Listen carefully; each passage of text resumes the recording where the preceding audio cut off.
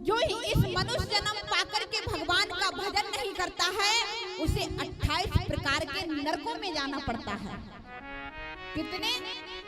28 प्रकार के नरक। तामिश्र, अंतामिश्र, रौरव, अतिरौरव, कुंभीपाक, महाकुंभीपाक इत्यादि 28 प्रकार के नरक बनाए गए हैं व्यक्ति को। कब?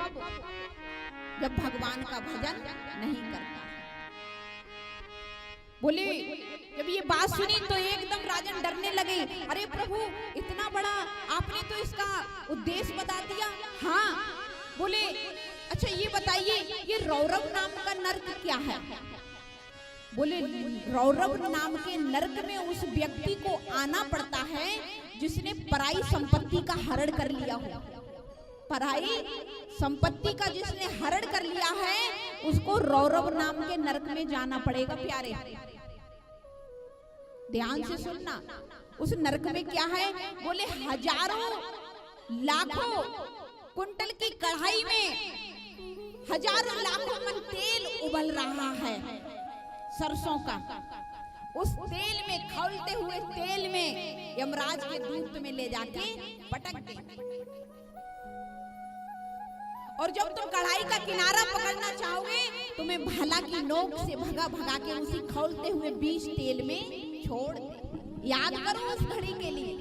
सोचो जैसे कि हमने किसी का धन हड़प लिया हो और हमको उस कढ़ाई में डाला जाए तो क्या गुजरेगी। माताओं, अगर रोटी बनाते हैं रोटी और रोटी ज्यादा फूल जाए और जो रोटी फूली है कहीं से छेद हो जाए, उस रोटी को पकड़ के देखना।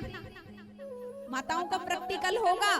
उस रोटी को पकड़ के देखना, उंगली वहीं से 2 दिन काम नहीं करेगी। हाँ जी या ना जी? उस जीवन को याद करो जब हजारों मन की कढ़ाई में खौलते हुए डाला जाएगा तो इस शरीर का क्या होगा।